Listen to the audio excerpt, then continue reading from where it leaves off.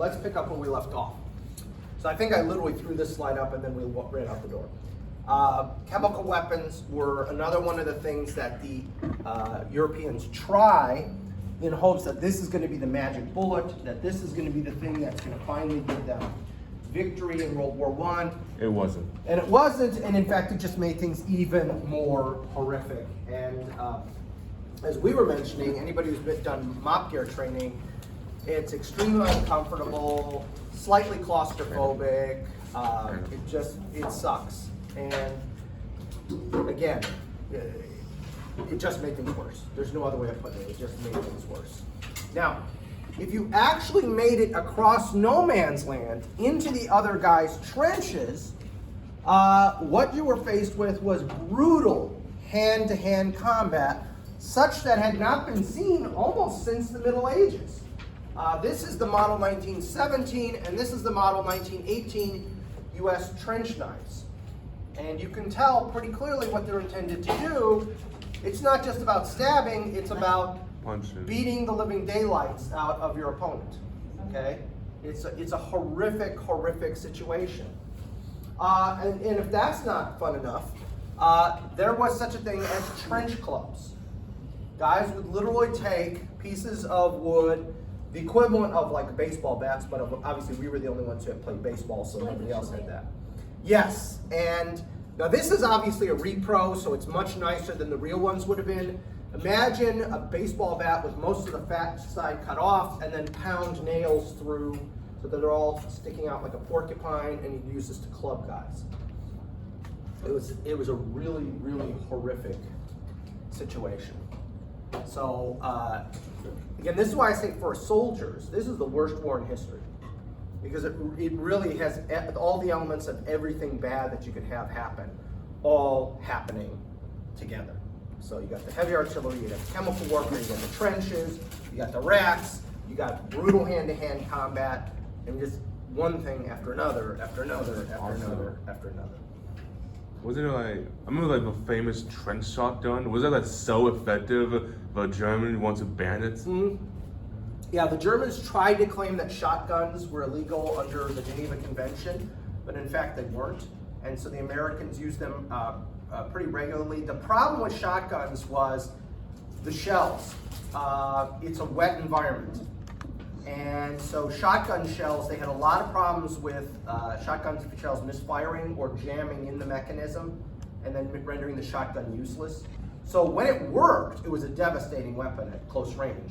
The problem was a good chunk of the time it didn't work. The Army switches to brass cases, so if you can imagine a huge brass shotgun shell, but they're only starting to get those into the field very late in the war, so they didn't see extensive use. So again, when they work, they're devastating at close range, but they fail so often that a lot of guys don't want to carry them. And plus reloading, there's no fast way to reload. You got to put a manually load shell after shell. There's just no easy way to do it, okay? So ultimately, what wins the war? Well, ultimately what wins the war is the German home front decides they've had enough. And why do they decide they had enough? Because quite frankly, they are starving. So, according to the USDA, the average American, this is 2016, so I'm already 6 years off, the average American took in 2,753 calories. And again, unless you work in a very vigorous job, you only need 2,000, which explains why so many of us have a little more padding than we need. Because we're taking in more calories than we need on a daily basis. But, okay, so recommended is between 2,000 and 2,500 for males that are moderately active. I don't think I even fall into the moderately active category, so definitely on the low end of that. And 1,800 to 2,200 for moderately active females. That's according to the USDA. During the final year or 2 years of the war, the average German civilian is taking in 1,000 calories, and they are in fact mostly being fairly active. So the Germans are quite literally starving. Yeah, this is it. Quite famished. Yeah. The Germans will claim that almost over 750,000 German civilians die as a result of the naval blockade, that they die of starvation or diseases related to starvation. Because yes, there are diseases related to being overweight, but there are also diseases related to being underweight, even if you're not literally starving. You're not getting enough nutrients, you can't feel that immune system. Absolutely, your immune system gets weak, and then if the flu happens or something like that, flu can easily kill you. Okay? I think what is it? You get scurvy? Is that what it's called? Scurvy is lack of vitamin C. So yes, if you don't get enough vitamin C. Just eat a lime. Yeah, well, the problem is it's Germany. There aren't a lot of lemon, lime, and orange trees in Germany. Maybe in southern Germany, but I don't think so. So during the war years, mortality rates for German women and children went up by 51%, and birth rates declined by 50%. So this is devastating to the German civilian population.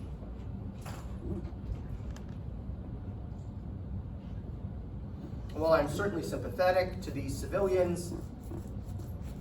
There are plenty of civilians in Belgium and France and so forth also suffering. So. Yeah, when you have a winter called the turnip winter. Yes. Things are going great. Yeah, exactly. Exactly. And the next, I want to show you a map, which is pretty neat. I found this. So Allied meat supplies. This just happened to be 1916. For whatever reason, that this map only shows the one. But what's fascinating about it is where is the food coming from? Okay, that is being eaten by Europe. The biggest supplier of the food that's being eaten by the Allies is Argentina, Paraguay, and Uruguay. Okay, those are the biggest single suppliers. New Zealand, pretty impressive here, 168,000 tons. We're only at 89. I thought we were much higher. At least 100. Yeah. So again, you can see different places contributing. Australia contributes 77,000 tons.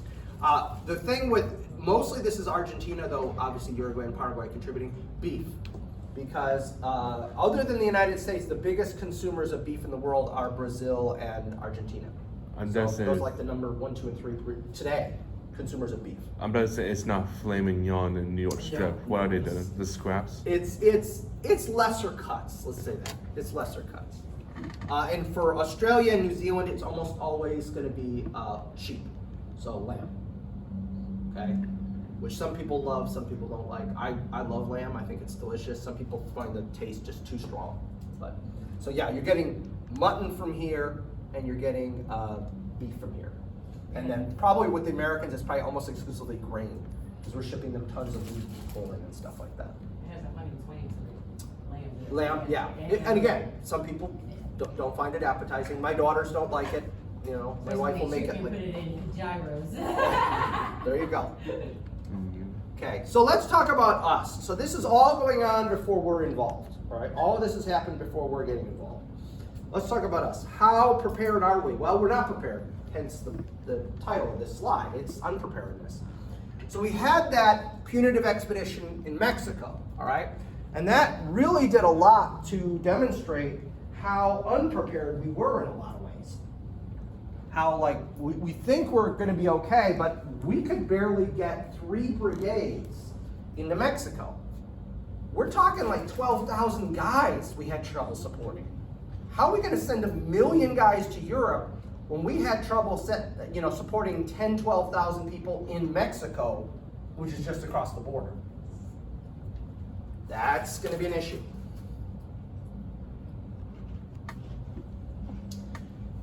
Another factor, and President Wilson came up and we had the discussion about President Wilson, is President Wilson had run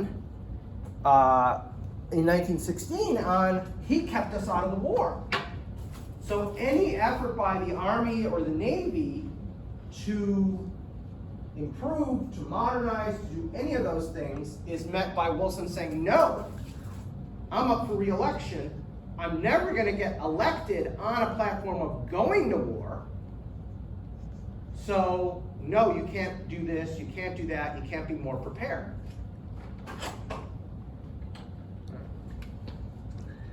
Oh, and by the way, he's sworn into office in March 1917. We entered the war in April 1917. He kept us out of war, huh? Again, I'm not conspiratorial. I don't believe in conspiracy theories, but doggone it, man. A month later, it really does seem like he wanted into the war and just wanted to wait to get reelected. There's no way he could have lied about No. I mean, presidents never do that sort of What'd thing. you say, live? No, presidents would never do that. anything They like that. have to be honest. about They have it. to be honest, that's like a rule or something. Well, Yeah. he's physically incapable of lies. Yeah. Right. Yeah, I mean, but it's his- part of like when you're sworn in. It's like something enters your body and you just become better. I believe a historical documentary called The Kinsman explains why. Yeah, maybe blackmailed by this savvy organization led by West. The very first one was good. After that, the other two not so The much. first But one dug me in, but yeah, you're right. yeah, the other two not so much. So anyway, we go to war a month after he's sworn in. It's probably less than a month if you count the days. It's probably less than 30 days. It's March 21st, I think, is when he's sworn in. But anyway, now the U.S. Army, when we declare war, is 208,000 guys, including the National Guard. So that's the regular Army and the National Guard. We've got 208,000 guys. Damn. And we're going to send 1 million just to France, let alone the size of the Navy, let alone anything else. That's the plan, at least. Air Force is still in its infancy. The Air Force in 1917 consisted of 1 squadron. All trained by like the Wright brothers, right? Pretty much. Because who else? Yeah, exactly. I mean, you go to the source. Okay? We don't have heavy weapons. We have no modern combined arms training.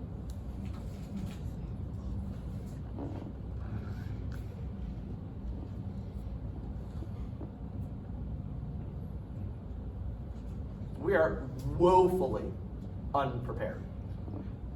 And if you remember, the year before, we had that 1916 National Defense Act, that had the unfortunate nickname attached to it because of the senator's last name. Remember that? We won't go We back did to that.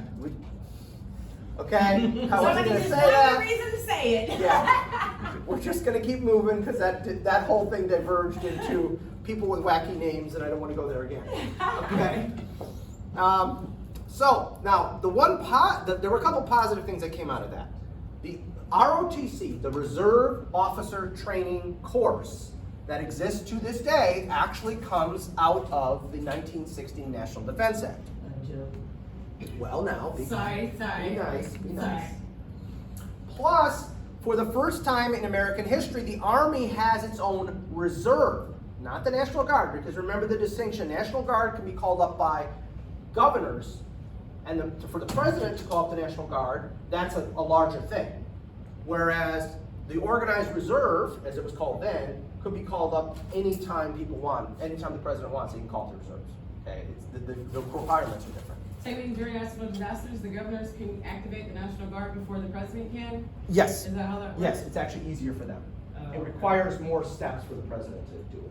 Oh. He can do it, and nowadays, I mean, But when he do it in the act of after Congress would declare war, that's when. Yes. But no other time. well, any no, other he time? can. It's a pain Oh, okay. because it's designed specifically so you have that diversion of powers. So Oh, that okay. some people have certain powers and some people don't. You know what I mean? So it's designed that way. The problem is ROTC is all of a year old, so it hasn't exactly pumped us full of all these second lieutenants we can do stuff with. It will be positive in World War II. This will have a huge effect on World War II, but World War I, not much effect. And the organized reserves is starting to get something, but again, that's more of an effect on World War II than World War I. So I just wanted to make that clear. We did pass this act, and it's going to have long-term positive effects, but for World War I, they're negligible. Okay? They're not a big deal for World War I. So, let's talk about the Army in April 1917 when we declared war.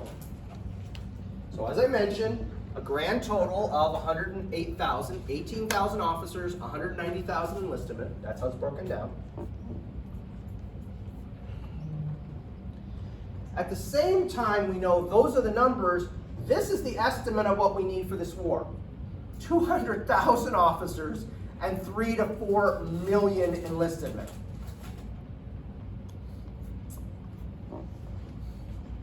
That's what we think we're going to need. We own no tanks, no flamethrowers, and no trench mortars. Literally, they do not exist in the United States of America in April 1917.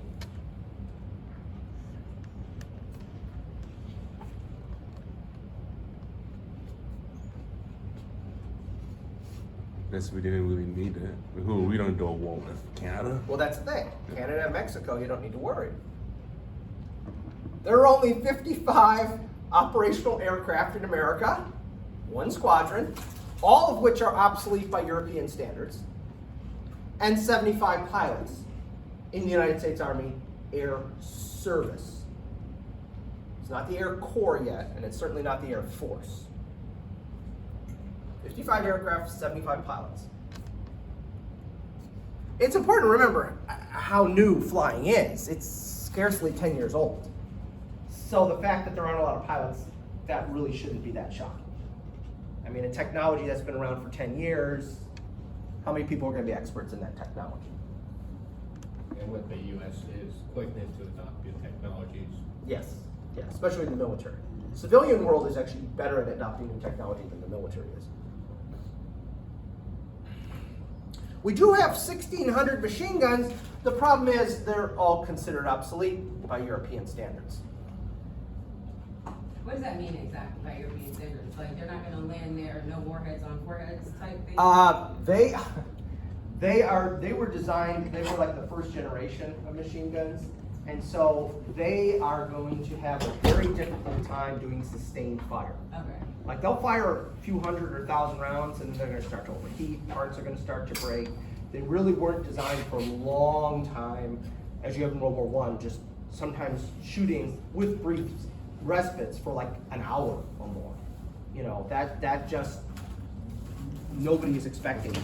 Machine gun is something you fire at a few bursts, it drives away the enemy, everything stops. Right. The idea of sitting in a fortified position and firing bursts pretty much, you know, continuously, except for, you know, changing out the belts and putting in more water if the steam thing, because remember, these are all water cooled. We don't have air cooled machine guns yet. Right.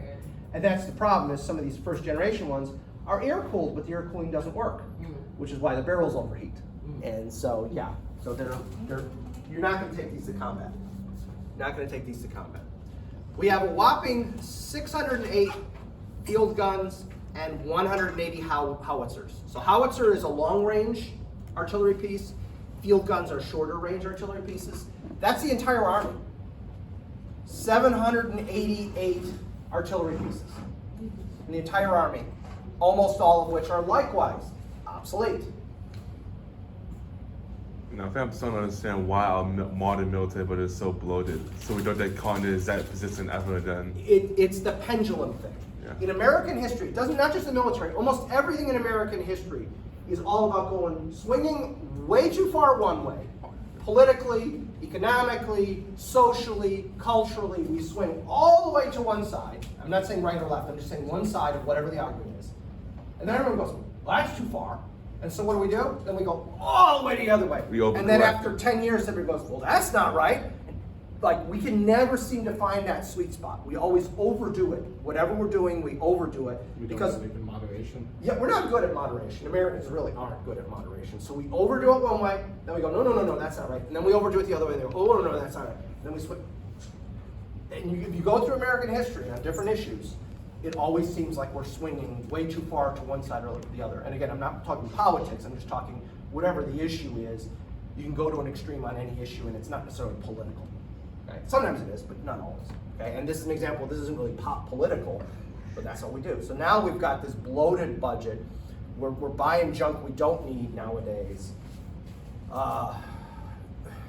Yeah. It's a big mess. What's that? It's a big mess. Yeah, it is a mess. It's a mess. Yeah, absolutely.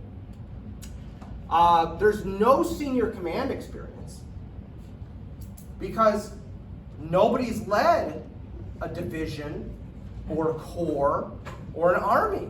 The last time we fielded divisions, corps, and army, well, for like 2 months we fielded divisions in the Spanish-American War.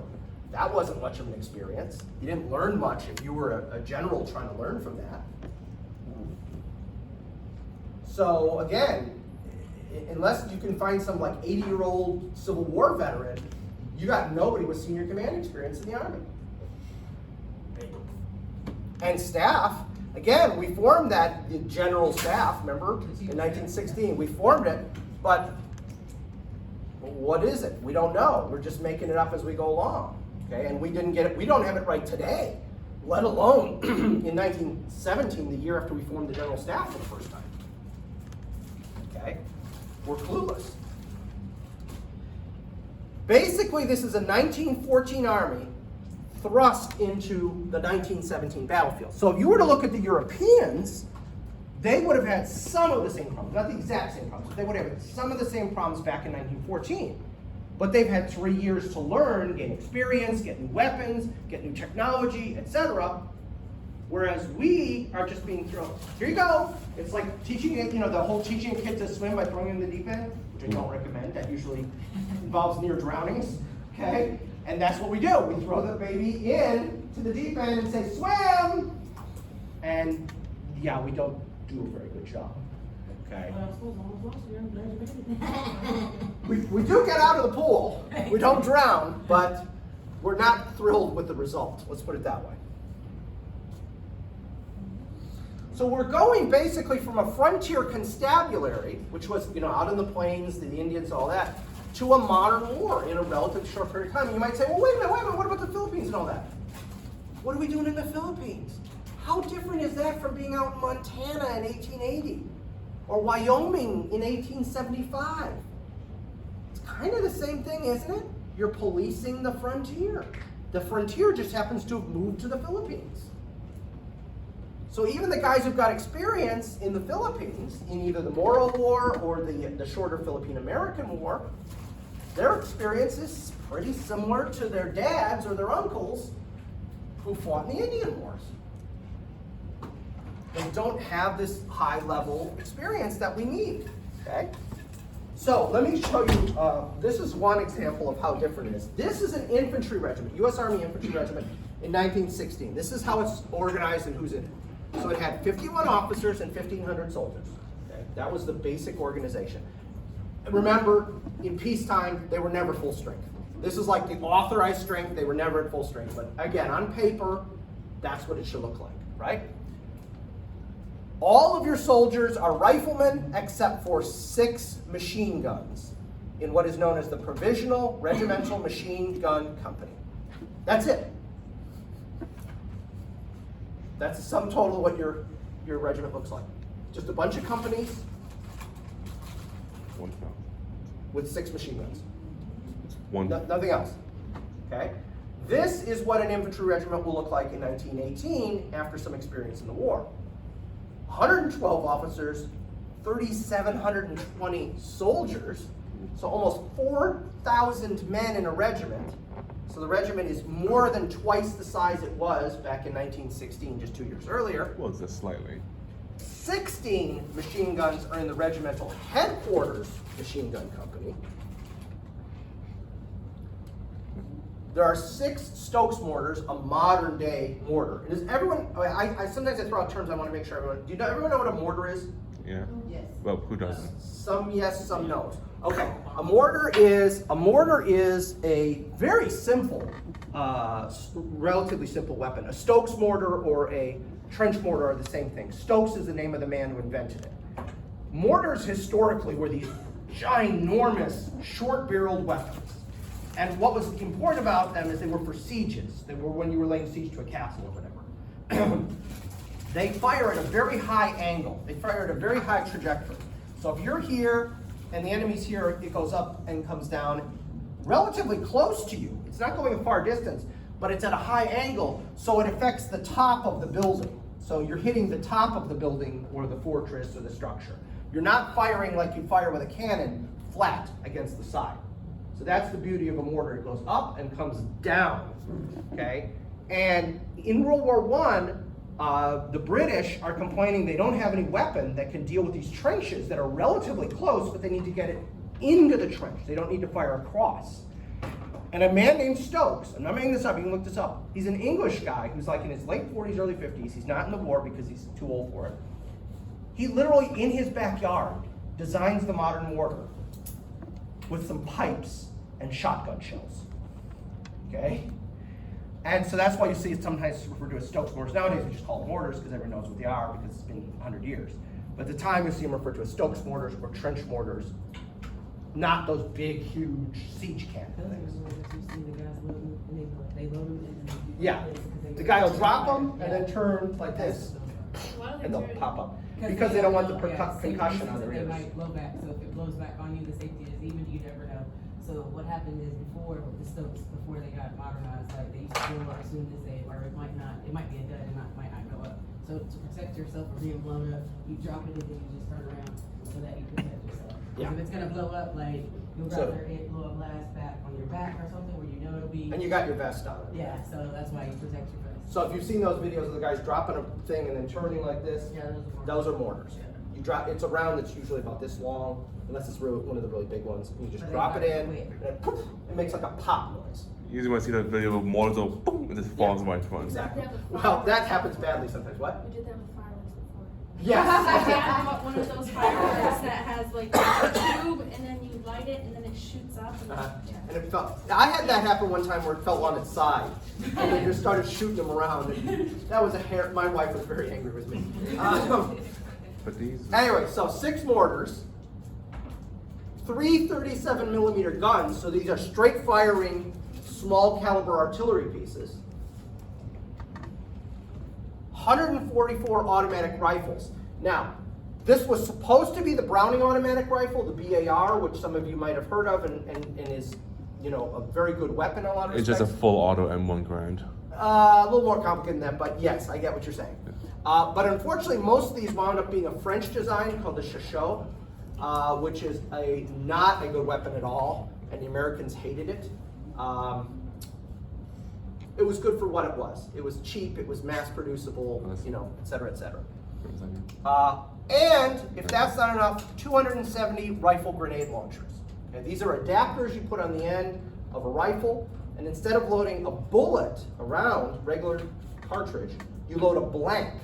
And the blank, the powder, is enough to launch the grenade off your rifle. Okay, and so you can use that almost like a mini mortar. You can just, if you know what you're doing, you can actually just pop it, and these guys can get it right where they want it. Okay, and we still have rifle grenades today, which are not at the end of the weapon; they're underneath the weapon. It's a different design, but similar kind of thing is still used today. Okay? So you can see the difference. Not only is it huge compared to what it was, look at all these other weapons. Whereas before, everybody's got a rifle except for 6 machine guns. Now you've got all these other weapons. So you can do all these different things. Before, they can just fire the rifles, that's it. You've got no other options. Now you've got lots of other options depending on what kind of environment you encounter. And again, this is in 2 years. That's how much this has changed in 2 years, because we have to adapt quickly. Because like I say, the Europeans had 3 years to figure all this out. We're having to make it up right now. How did Yes. mortars measure distance, like from battle to battle? Has it taken into account different terrain? Yeah, it involves math that I can't do. Pretty sure Uh, parabolas and some. Yeah, there's some, again, there's geometry involved and things like that, and they have these little discs with like little rangefinders on them. You know, like you turn it, and if we're this, it's going to be this, and you know, they refer to them as computers, which they're not by our standards, but they'll refer to them. They're just these little cards with a disc on top, and if you swing it, there's a little cutout. So if I'm going this far, I need, okay, yeah, here, turn it on this setting. They do those kind of things. Well, with the Army, though, it takes them like a lot more because like while they're in this terrain, like they'll go and do their count so they know how far they are from the distance. So they'll be like, all right, my count is like I have an 80. Like for me, my count is 80. So like I got an 80-foot count. So whenever I walk and I'm marching, it's like an 80-foot count. So I know I have from 80 feet I can fire and hit someone. So usually Right. that's what they do in this terrain. So that's why the Army, they are smart and dumb because like they can. That describes the Army aptly. Yes, smart and dumb. Yeah, they can manipulate the terrain in ways that, you know what I'm saying, you'll be Yeah. like, oh, that's kind of smart, but then once you figure out how they did it, it's like, well, that's dumb, because you could have just did this way. And in a pinch, what you do is you just kind of set a middle setting, drop around, and see where it lands. Yeah. All right, bring it in. Yeah. Click, click, click. See what I'm Yep, saying? still bring it in. Click, click, click. See You what I'm saying? can always do it that way too, if you're desperate. So again, we're changing really fast. So we have to build and train a force. Let's talk about personnel, okay, involved here. 77% of the soldiers are going to be draftees. Okay, 77% did not volunteer. They were not already in the Army. They were not already in the National Guard. They are draftees. Okay. Interestingly, 1 in 5 is a first-generation immigrant. Okay, so 20% of the soldiers who are drafted in World War I are immigrants themselves. And what that does is that creates an interesting situation for the Army in that they've got a lot of people who don't know English, in some cases at all, let alone fluently. And so the Army has to set up all these programs to literally teach a certain percentage of their draftees English. And it becomes a major thing in the Army's training cycle. Like, oh shoot, I can't even tell these guys left foot, right foot, forward, rear, because they don't know any English. Same with the Austro-Hungarians. But Yeah, well, that's a different, similar but different. It's like being multilingual is a big plus in military. Yeah.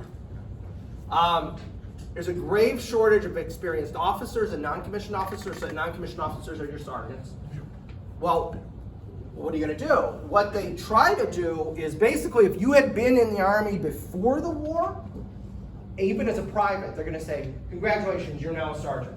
Yeah. Because at least you know something. Okay, you'll know the manual arms, you know how to march. You might be incompetent other than those things, but that's better than this guy I just drafted who knows nothing. So they try and take a lot of the pre-war soldiers and just slap stripes on them and say, you're a sergeant, etc. And if they're more senior, they're slapping lieutenant's bars on them and saying you're an officer now because we're desperate for officers. Okay? 75% of the officers, line officers, meaning the officers who are going into combat, are what are referred to as 90-day wonders. They are sent to officer training camps, and in 90 days they go from civilians to commissioned officers. Is this a good way to do things? No. Is there any other way to do things? No. No. You needed, if you recall, what was the number I gave? Wait, maybe you need 200,000 officers. You have 18,000. Yeah. 90-day wonders are better than nothing.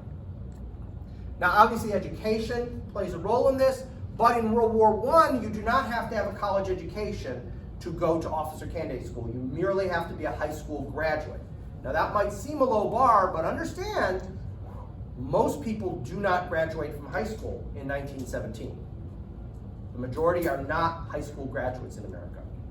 Okay? Both of my grandfathers graduated grammar school, and that was it. They did not graduate high school. And that they grew up in the 20s and 30s. So if you still had plenty of people in the 20s and 30s not graduating from high school, you can imagine how many fewer people you had graduating from high school in this era. So this is, I'm sorry? No, nothing. Okay. Please. so this means there's loads of lieutenants and warrant officers, right? Well, I can't imagine there's a there are thousand. no warrant officers yet. Oh. We haven't created that. We're going to create that after World War I. Oh, I'm sorry. Primary school?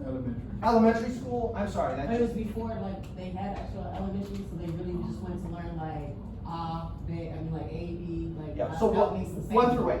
Yeah, how it Yeah, makes the 1 through 8. sound. So yeah, sorry. I that was what I always referred to it as. But primary school, grammar school, Presumably everyone's here in primary school. some version of it. Yes. Through So, Chicago. is that a Chicago thing? Yeah. Oh, okay. Maybe that's a Chicago thing. But anyway, so yeah, 1 through 8. Both of my grandfathers never got past 8th grade. They were both working relatively quickly. In fact, I have to ask my mom. Her dad might not have even done. He might have started working at 12, not 14. I'm gonna have to ask her if he did actually go to finish grammar school or not. The other one did. I remember him saying he did. But anyway, so the standards are lower, but again, I would argue we have grade. People talk about grade inflation. I would argue we have education inflation, in that people are learning less in the basic levels, and education is being devalued. When I've seen some of the things that were taught in 1 through 8 a century ago, I'm sitting there going, holy crap! I was learning some of that stuff in high school. So I really think we have an insane grade inflation. and education inflation, and so anyway. You got third graders doing like geometry and trigonometry, and like I can't even get past college algebra. Y'all better stop playing. Yeah, I mean, there's an issue there. There's an issue there. Okay, so still with the same theme, but let's look at the systematic problems with the training. Okay, the first one is we don't have enough equipment, and we don't have enough time. So if you've ever seen really old-timey film of soldiers training with wooden rifles, it's not a joke. That's what they were doing in World War I. They were training with wooden rifles. They had a small number of rifles. When you actually went to the range to shoot actual bullets, they had real rifles, but those were only for the range. You didn't get your own rifle. You had a wooden, literally just a cutout. You could imagine the crudest, take a 2x4, pencil in a rifle, cut it out with like a jigsaw. That's what they had. That's what they were practicing with. Is that the song who was producing, or where was the production coming from to make the weapons? Is that all like in the 1917 time? Like What happens is originally Springfield Armory is producing all the weapons for the U.S. Army. okay. Well, they can't maintain Right. a 3 million man army. So what they do is they turn and look at the American weapons producers, civilian companies, and they say, who can produce this for us? And it just so happened that there was a design that was being produced for the British, which they called the Pattern 14, which was easily, because the British cartridges through, I think the American cartridges 30-06 are almost identical. So they had to make just some tiny modifications, and they were able to start mass producing that rifle. And so that's actually the most produced, what we call the model 1917 Enfield. Okay. Is the most produced rifle in World War I, even though the standard rifle is the Springfield 1903. So the Enfield, though, was produced in more numbers because civilian companies were able to produce it much more easily. So guys are never going into battle without a rifle, but during the training phase, the focus was just the basic stuff. When you're going overseas, here's a rifle you can take overseas. But there are guys who will get to France and say, we never actually got to fire a rifle in basic training. They didn't have enough rifles, or they didn't have enough ammo, so we did all the wooden, bayonet charges with wooden rifles, we did all that, marching and all that stuff, but for whatever reason, we never actually got to fire the rifle, which is just horrific, and there's enough people who have said this that it's not just somebody being a crank, okay? Enough people have made these kind of comments that we know, yeah, it's legit. There were thousands, maybe tens of thousands of soldiers who literally got to the battlefield in France and had to turn to somebody and say, how do you load this thing? Which is terrifying on so many levels. So many levels. What? I mean, you're going into battle, and if you don't even know how to fire your weapon, you're probably gonna die. Think about it this way: if you went to the hospital and your doctor pulled out his phone to look up a YouTube video on how to do something, would you feel comfortable? No. Yes. Though I actually have had a doctor do that on something more obscure, a rash, and saying, I'm not sure about that. Let me take a look. And it was like a special app. It wasn't just, Google. Said, oh, okay, I see what it is. So I felt a little bit better that it was at least a special app that was like only doctors had, but still was a little concerned that that rash turned out. I looked this up myself. Yeah, I mean, my wife and I already did that. I didn't need to show up to have you help me. Did you ask him what app it was? Right. I actually said, is that like a special app? And he goes, yeah, it's a special one through the company that runs the hospital system. So. What hospital? What's that? You want to stay away from it? It was the Kelsey-Siebel system. It'll save you a lot of money. There we go. It was the Kelsey-Siebel system. Does that see a free version of ads on my app store right now? Here you go. You want to clear your eyes? Yeah, I mean, if it's something weird, yeah, sure. And I guess my rash was a bit weirder. So I probably shouldn't be revealing this much about my personal life. We're talking a lot about a rash. Yeah. Well, it's I'm kind of curious as this. it's genetic. It's actually a genetic condition. Oh, really? Believe it or not, yeah, it's a genetic condition, and if you don't have this right gene for it, you don't get it. And it comes up, and literally, what it always is, it's always on my chest and my back. So you Since look we're like revealing, Bridget I might as well. And what did it? Believe it or not, Selsun Blue. The shampoo? The shampoo. It's a He says dandruff you- shampoo. If It's you like buy a dandruff Selsun shampoo. Blue, Yeah, it's a like dandruff yeah, shampoo. it's a dandruff And shampoo. you rub it all over, he says, and then wait for it to kind of dry. That's what So works on you your know, wash the rest of skin. yourself, let that dry, and then rinse it off. So you And have to buy shampoo? I You had have to to buy buy dandruff dandruff shampoo. shampoo for Yeah, it's the your- first time I've had to buy shampoo in quite a few years. But yeah, Selsun Blue, and there's actually a stronger version of Selsun Yeah. Blue that's like actual, you have to get a prescription to get it. So Yeah. I had gotten that, and then when I used it up, I just started buying Selsun Blue, and it worked. You know, Imagine like being at the checkout, and you check out like. Yeah, I've gotten that look a lot of times for buying shampoo for a wife and 2 daughters. So Right. yeah, I'm sure the lady's been going, Right. why are you buying? you know, Yes. this skin condition reminds me of poor hygiene standards in the trenches of World War I. I like that, looping it back into World War I. Thank you. I like that segue. Thank you. So let's go back to World War I after I've thoroughly embarrassed myself. Anyway, so as several historians have said, this is a case of the blind leading the blind because nobody knows what they're doing. And so you've got training manuals that have been written, and the officers and NCOs who are doing the training are literally reading the manual the night before, and then the next day, hey, we're all going to do this. And I know how to do this because I read the manual last night. You know, they don't have any actual real world experience doing these things, but they're going to do it. Our greatest fool of all time, making it up as we go. That's the American way, isn't it? Failing upwards. Now here's the other problem. What? Yes.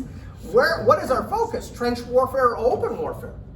Because we are so cocky, despite all these problems, guys. You will not be surprised to hear we are so cocky that we expect to get there. And as soon as we get there, we're going to punch a hole in those trenches, and it's going to be open warfare and on to Berlin. That's how cocky we are. So we're mostly training the soldiers stateside for open warfare. And then what happens is we get to France, and the French, for some odd reason, we work more with the French than the British, strangely enough, when we do our prep to go into battle. And the French kind of say, okay, well, what can you do, and so forth, and they see what we can do, they go, oh my God, no, you're gonna all die if you do that. So the French did these huge series of fake trenches, fake in the sense that they're not on the front lines. Yeah. And then they train us how to do trench warfare, like how to raid a trench, how to attack across no man. They show us how to do all that stuff in these trenches that are like 20, 30, 40, 50 miles behind the lines. Because when we show them what we can do, they're like, oh my God, we did that in 1914. We lost 1 million men in just 1914. So don't do that. Don't do that. Yeah. These Americans, what are they? They're just nuts. And then on top of everything, we're going to have an act of God, the influenza outbreak. So, I don't know where you are in COVID. I'm not going to delve down into that controversial subject, but I will say the influenza outbreak in 1917, 18, 19 makes COVID look like not even a bad flu season. Okay? Isn't COVID the flu? It is a form of the flu, yes. But this was so bad, more soldiers died of the influenza outbreak than died in the trenches. Jeez. You know what they needed? Sense of blue. I don't know how much good that would have done them, but couldn't have hurt. Might have helped. So more soldiers will die from the influenza outbreak. Sometimes it's called the Spanish flu. Have you ever heard that term? Spanish flu? Bit derogatory. Yeah, I never... What? I Please. know why it's called the Spanish flu. Okay, go ahead. It's called the Spanish flu because everyone blames Spain because you're actually supposed to count how many people are affected of the Spanish flu, and every single country lied except for Spain. So to everyone else, it seemed like Spain had this massive influx of infected people, when in reality they were listening to the truth. So everyone just named it the Spanish flu because everyone's like, it's coming from there. Yeah, because they weren't at war, so they didn't have. And yeah, both sides kind of hated them because you're not in the war. Why aren't you in the war? You should be helping us. That Did they helped have too. their own Spanish Civil War during this time? No, that's just about 15 years later, 1936. Yeah, and so, anyway, so this flu kills more soldiers than the war kills, and then it kills an almost equal percentage of civilians. So as if everything wasn't bad enough, you get this, and this kills more people than are killed in the war. It's just, and it's horrific. I knew a guy growing up, friend of the family. He was born in 1901, and he was too young to serve in the war, but he was working in a factory during World War I. And he told me he had the influenza, and it almost killed him. So he was literally walking home from work, didn't feel so good, passes out on the street, wakes up like 3 days later in a gymnasium that they had turned into a makeshift hospital on a cot. He says he literally had no idea. I guess he'd passed out. Somebody comes and they put him on a stretcher, carry him to this hospital, and they had no way to treat it. So basically, all they were trying to do is keep people hydrated and give them aspirin. That was kind of, yeah. And then if they woke up, they woke up. If they didn't woke up, They just like second? yep, Wow. yep. And so he said that was, he said you would cough up this stuff that was almost black. The phlegm you would cough up from your lungs was almost black. It was so nasty. So anyway, so let's talk about our actual involvement in the war. So let's go to war. The first offensive we're involved in, notice the date. We declared war in April 1917. We finally get a decent amount of men involved in combat in July 1918. So, May, June, July. 15 months after we declared war is when we finally are in combat. 15 months. There was a traffic accident in the middle of the Pacific. It's mostly about us being totally unprepared and having nobody ready to go. And the Americans are insistent, and this I agree with, they don't want to become cannon fodder for the British and French. So the Americans say from the get-go, we're not going into battle until we go into battle as a unit. We're not just going to hand you a division and you just jam it in the line somewhere, and then we just piecemeal our units in. No, we're going to go in as the American army, not as an ancillary to the French or the British armies. And so that also plays us. Actually, the first guys to get into combat are members of the 93rd Infantry Division. Anybody know what the 93rd Infantry Division was famous for? They went into combat before this, several months before. They're all black, right? They're all African American. Red tails. No, that's World War II and Air Force. But you're on the right track. This is the Harlem Hellfighters. This is the 369th, 370th, 371st, and 372nd Infantry Regiments, 3 of which were National Guard units, and that's why they were able to get into combat early, is they were established National Guard units, and the last one, I think the 372nd was draftee, but the other ones were National Guard units. They get into combat early, partly because the attitude is, well, these guys we will loan out to the French as cannon fodder. I wonder why. And so they serve with the French. They're very heavily decorated. The French love them. And some of their members actually will stay in France after the war because they see France as being a more tolerant place than America. It's like 30% of them. Like, it's a good number. It's a good number. I can't remember the number. I don't remember if it was 30%, but I remember a number of them do. But yeah, those are actually the first Americans to get into combat, unless you count the Navy guys, who were in combat pretty much starting in April 1917, because now we've got U-boats trying to sink our ships, and so the Navy was in right away, and then the Army had to catch up. So there you go. The Navy gets its due. Okay. So this is the first major combat maneuver for the United States. Again, it takes place from July to August 1918. The Aisne Marne offensive. Okay. The objective is a place called Chateau Thierry. I'm sure I'm pronouncing that wrong. And we're also attacking toward the city of Soissons. Okay. I bet you Americans just did not try to, when I read they did not try to pronounce it. Well, here's the irony though. In those days, if you went to high school, the only 2 languages you ever studied were French and German. Yep. So there was surprisingly a much higher percentage of Americans who spoke French at that time than nowadays, because those were the only 2 languages you could take Well, they were worried most about, high schools. they were worried about the invasion too, of the French invasion, so that was gonna be our rule. You never know. Right. This involved, on our part, 8 divisions, 2 corps. So 2 corps, meaning one whole army.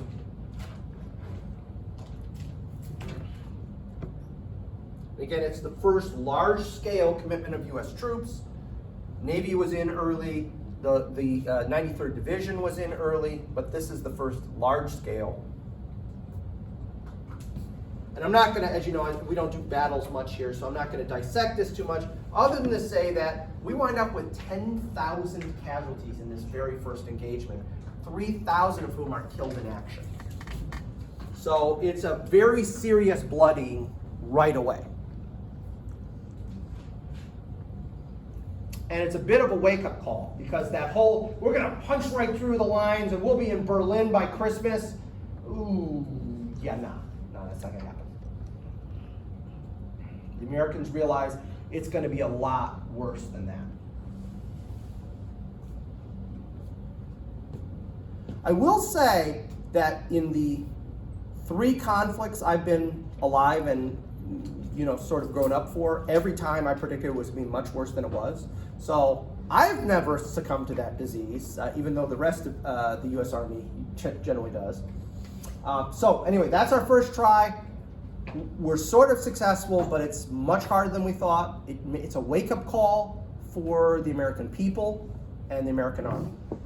The next major engagement is Saint-Mihiel.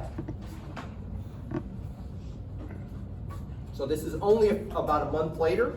It's only lasts 5 days, from the 11th to the 16th of September, 1918. The objective here is the Saint-Mihiel salient. It's basically a pocket in the lines. And the idea is that we're going to free up a railroad head that runs from Paris to Nancy. I'm trying to pronounce it Frenchy. I'm not just saying Nancy, which is what most of the Americans would say. Nancy. This is a bigger organization, 9 divisions, 3 corps, an entire field army.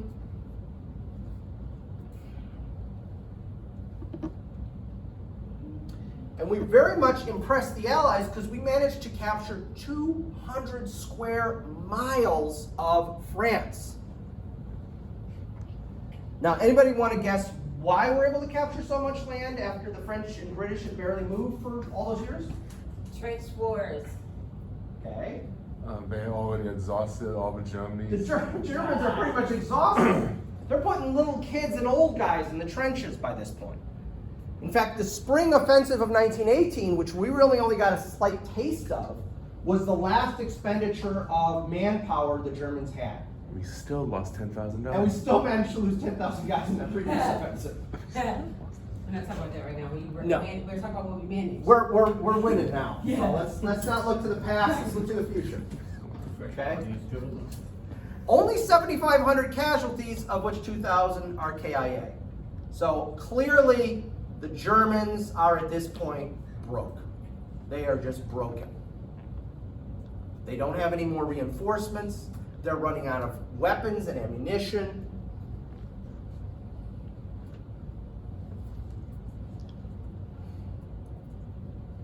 And again, this level of success is going to, unfortunately, play into American arrogance. That first one was that was a fluke. The fluke. This is how it's going to be. This is how it's going to be. Lower casualties, lots of land. We got this. Well, I can tell you, in the British and French versions of World War I, they all are saying, yeah, and then the Americans show up, at which point the Germans are already exhausted and the Americans act like they won the war. That's pretty much the way the Germans and the French view this war. We sat there for 4 years, bled white. Americans show up, they think they won the war. Yay! I will say this. Here's what I will say. Our warm bodies did help win the war. The very fact we could show up with an unarmed army that was brand new and never been bloodied did help win the war. So if there had been no America, I argue what would have happened is the two sides would have just said, okay, that's it, we're done. I don't think anybody would have won World War I. They probably both would have just said, all right, you know what, let's just stop. Because they were just both exhausted. Please. My sister, she's stationed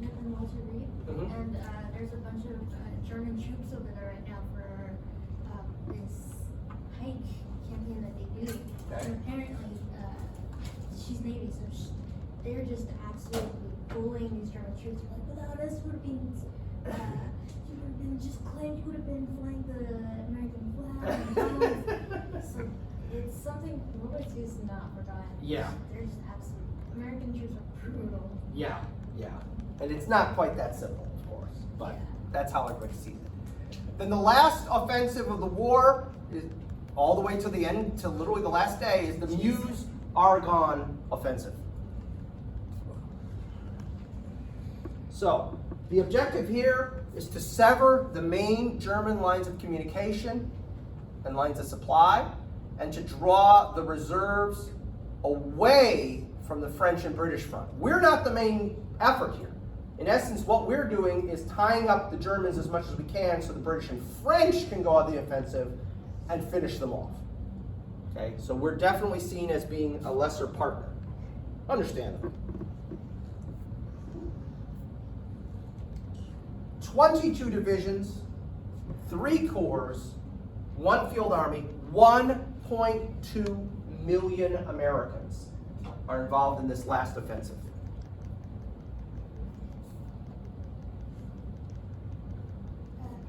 Yeah. Did I miss? Are we just going to be talking about the German moves, or are we going to talk about the Austrian? Or did I miss that part? No, I'm not bothering to talk about that because really we're supposed to be focusing just on the U.S. So I'm not going to focus on Russia or any of that because that is a whole other front. Fascinating, but a whole other front. We really aren't involved. USA. Yes, USA. yeah. Okay, we fight 1/4 of the entire German divisions on the Western Front. 47 divisions versus our 22. But again, these divisions are really worn out. So I don't want to give us too much credit here. These divisions, probably in quality and in numbers, are probably less than our 22, even though they're 47. Just for sheer manpower, they're probably pretty close.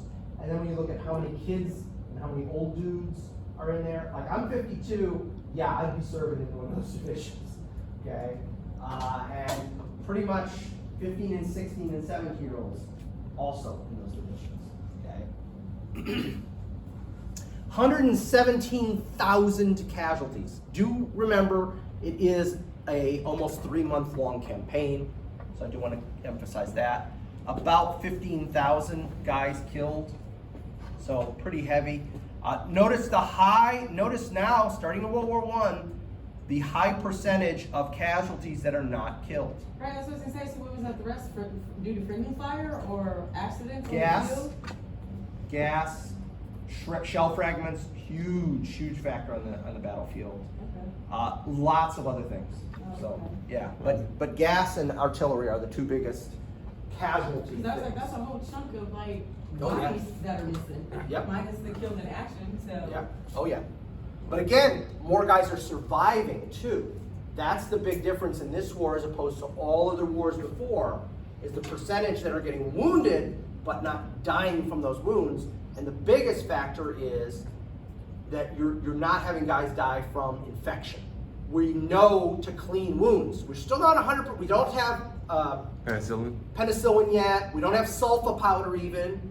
But we do know, clean that wound. Clean it as best as you can. Keep it clean. And just doing those things keeps a lot of guys alive. Please. Did they still have POWs then? Oh yeah, yeah. And there are some Americans who are captured. It's a relatively small number, but Oh. there are some Americans who are POWs. Unfortunately, these casualties that still live, we also see an influence of was known as shell shock back Yep. then.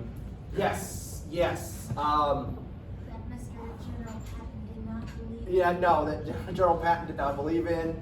And World War I shell shock is actually worse in some ways than what we call combat fatigue by World War II. We call it combat fatigue. Because literally what happens with a lot of these guys who have shell shock, and if you want to see some pretty disturbing images, go on YouTube and look up World War I shell shock. And what happens is there's generally like 2 or 3, please, I'm sorry. I was gonna say, yeah, they did like the snap next to the soldier. Yeah. Video. Yeah. And there's 2 or 3 different ways guys react to shell shock. And it's literally, the reason they call it shell shock is these guys were in trenches where they were being pounded with artillery for like sometimes like a day or 2 straight, no let up, okay? And they manifest, the disease manifests itself in a few different ways. One is complete catatonia. The guy with his eyes open, but his like muscles are all frozen.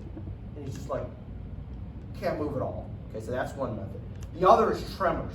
The guys will be just like this. They look like somebody with Parkinson's disease or something like that. But these are young men, and they just can't control their body functions like that. Those are the two most prominent. Other guys will just be like raving like madmen, screaming and stuff like that, just like they were completely out of their heads.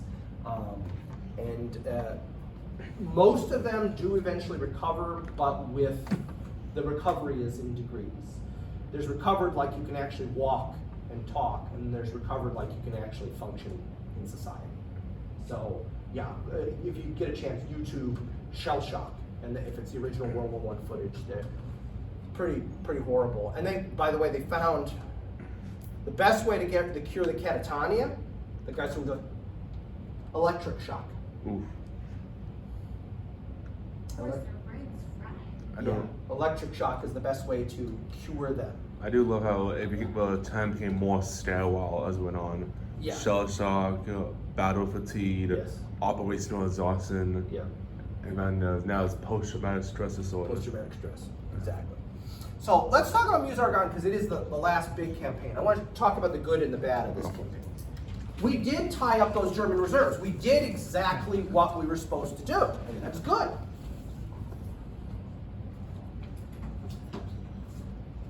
We showed a pretty steep learning curve. Like we were catching on pretty quick, all things considered. You know how bad things were going, we caught on.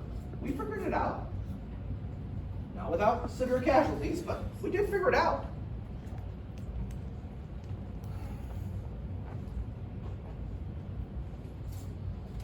And we supported our national objectives. And the national objectives, the larger objectives here, are we're an independent army and we have a seat at the peace talks when this war is over. We have earned the right to have a say in how this war ends.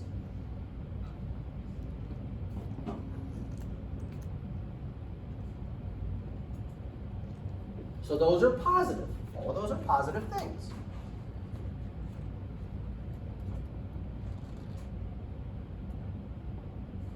But you know I'm going to have some negatives too. So let me let you guys finish this up and then I'll show you the negative part.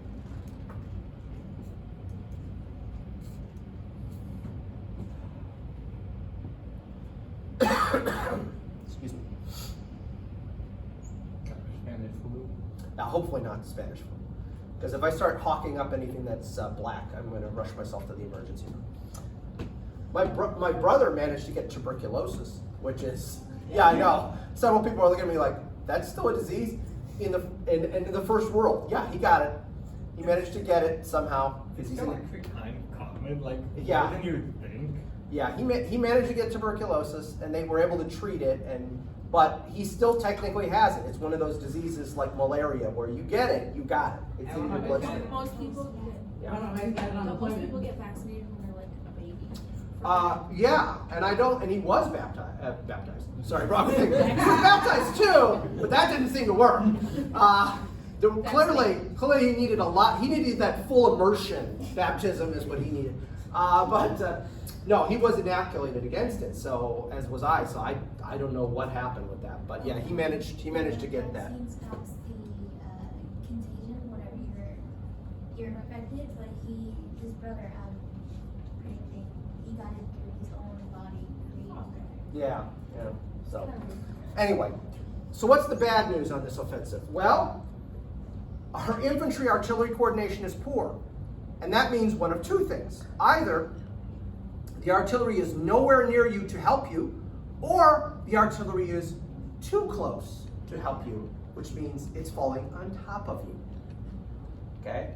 So you want it to drop it in exactly the right spot, in exactly the right time, and they're either not dropping it at all, or they're dropping it on your head.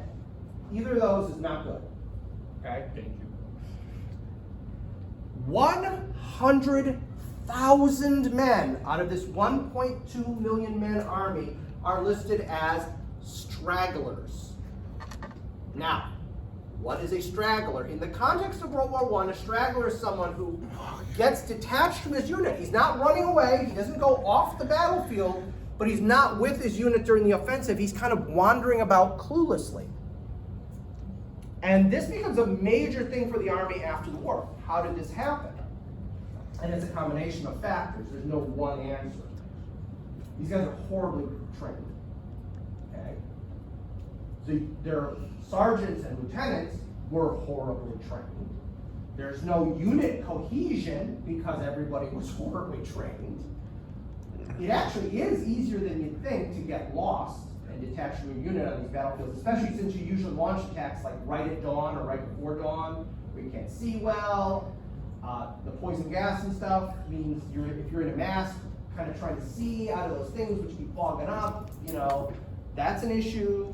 Or you could be watching it and look down, and next thing you know, they keep going. Exactly.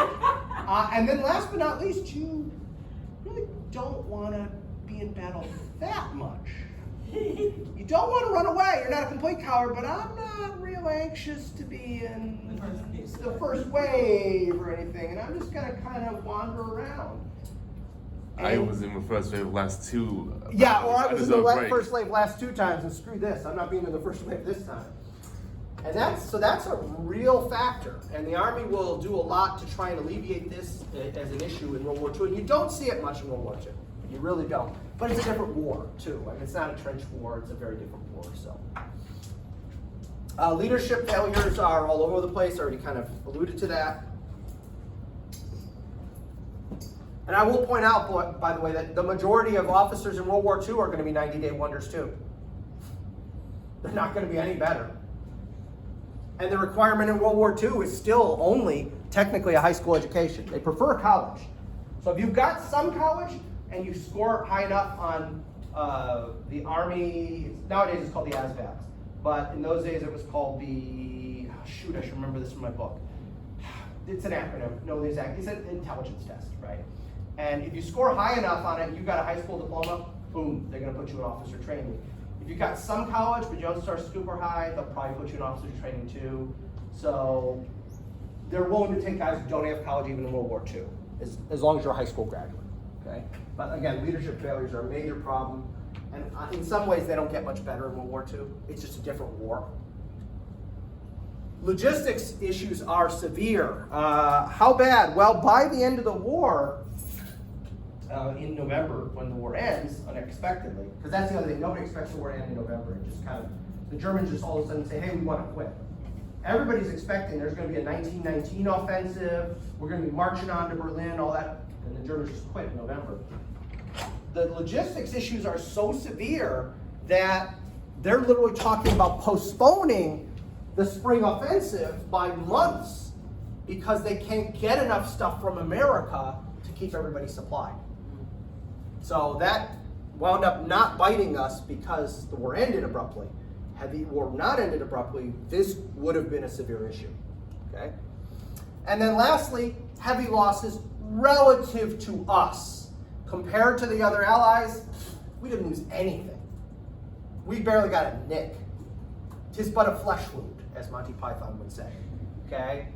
Compared to everybody else. For us, though, these were horrible losses. Only the Civil War had any kind of losses approaching these.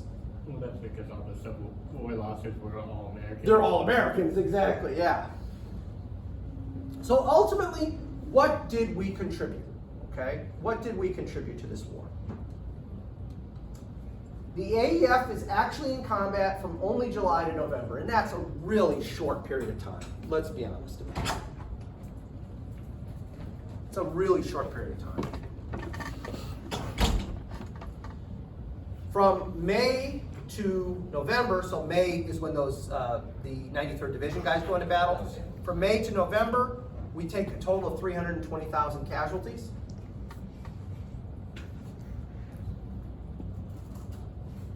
So 0 KIA? No, that's total casualties. Oh. Killed, wounded, missing, prisoners, the whole deal.